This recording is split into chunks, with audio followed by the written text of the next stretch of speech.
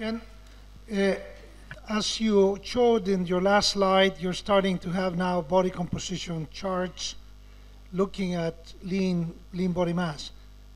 The question that I think would be very interesting to see if that lean mass correlates to the major outcomes we're concerned, even in early life, as brain development. So how tightly linked do you think is the correction of this lean mass in low birth weight infants or premature infants and the brain? Or is that part of, are you planning that as part of your study? I could say that the neonatologists have had the same interest, and we are doing the body composition measurements in that, but it seems to be more, the issue is more about the fatty acid composition of the diets than it is about the protein at this level.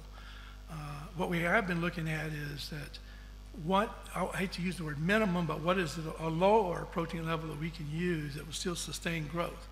What we believe, at least in the formula diets, is that they may have too much protein in them, and that may come from, again, historically measurements that were done 40 years ago, because what I didn't tell you was that the measurements we're seeing today in terms of potassium are different than they were 40 years ago.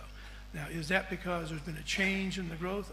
It's kind of hard to believe there's been a evolutionary change over 40 years, so it's more probably related to a technical issue of how these things are done. What I didn't show you is in our case, for our measurements, we did studies in over 100 piglets as reference models for our infants, and went through the rather lengthy process of grinding them up and chemical assay on those, and we can show that our measurements are very right on with a chemical assay, chemical carcass assay. So we're very confident with, at least with our numbers. But back to your question, I don't know the answer. I do think that there may be some relationship, but it seems to be more the composition of the fatty acids than it is the protein, for example. Any more questions, please? Yes.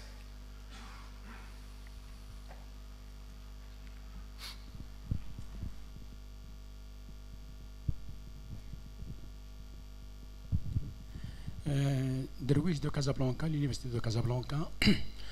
Je profite de votre présence pour vous poser une question qui peut sembler un petit peu en dehors du sujet qui était traité. C'est la pédantiométrie pour les adultes. Actuellement, il y a une nouvelle génération de pédantiométrie qui donne également les deux compartiments avec une pèse-personne. Il suffit de faire entrer la taille et l'âge, et puis il vous donne la masse d'eau, la masse du gras, mais également le métabolisme de base. Il semble également que ce sont des appareils qui sont validés pour la science, donc on les utilise pour nos recherches. Et qu'est-ce que vous en pensez? Et je pense, du point de vue prix, ça n'a rien à voir avec ce que vous nous avez montré. Mais c'est vrai, c'est pour les adultes. Et merci.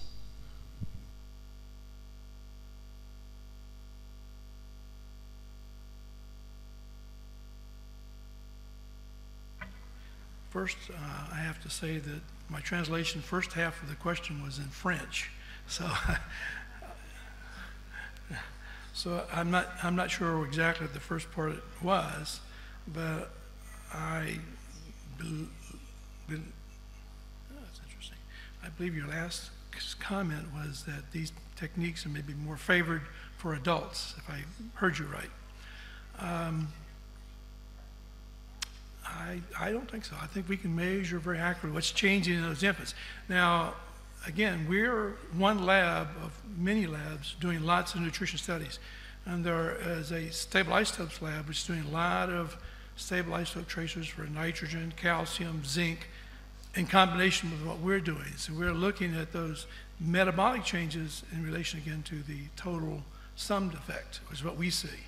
We're seeing the integration of all those methods. So again, like most of these things which are new,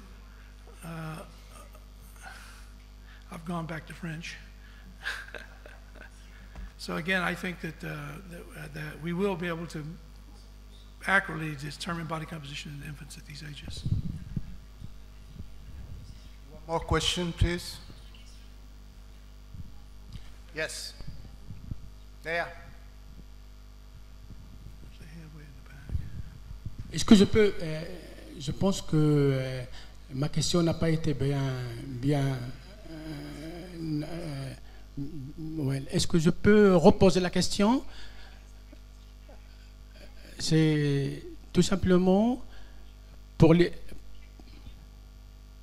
c'est tout simplement concernant les appareils d'impédotiométrie nouvelles qui permettent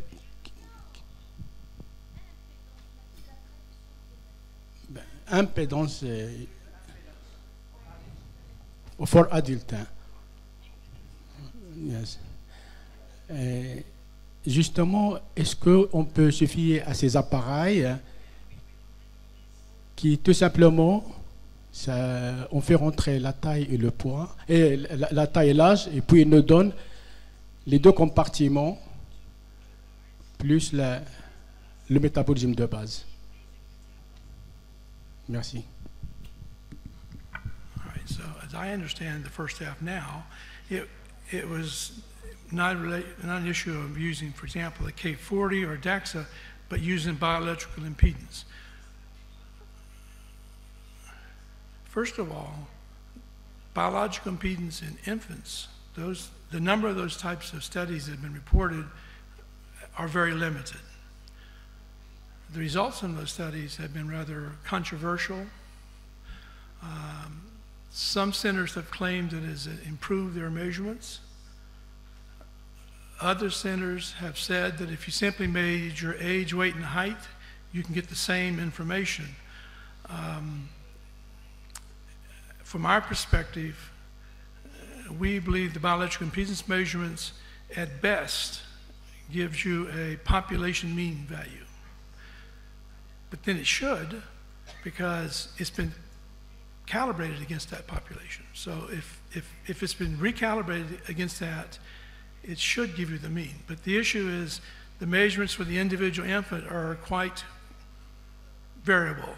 I've seen cases where we do our very elaborate four-compartment model measurements, for example, and the bioelectrical impedance, and let's say that infant had 20% fat, the bioelectrical impedance could claim that the value is 10% or 30%. So our experience is, and also I think I've seen in recent publications, that the bioelectrical impedance really doesn't add much once you've got the basic anthropometric data. Yeah, we'll have the last question from Professor there. Okay, Richard Harrell. Infant formula has about twice as much a protein as human breast milk. Is this one of the reasons why there is obesity now in the 6-month-old child, which Dr. Wawe talked about earlier on? You hear me? All right. Yeah, my background is not in nutrition or in physiology, and so I can only tell you my understanding of that question. I think the thoughts are that it is definitely part of the picture, that the excess protein is oftentimes has to be processed, and that may be changing the characteristic of those lean tissues.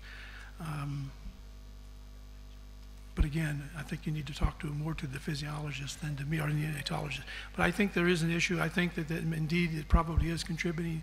Exactly how it's contributing and how much it's contributing, I don't know. I think total calories probably has a big effect, or maybe even a larger effect than is the protein in that diet. So again, like I said, we're involved with several studies where they're keeping the caloric intake constant and altering the protein content. Those are ongoing studies. They've not been completed. Thank you very much indeed, Prof. And I just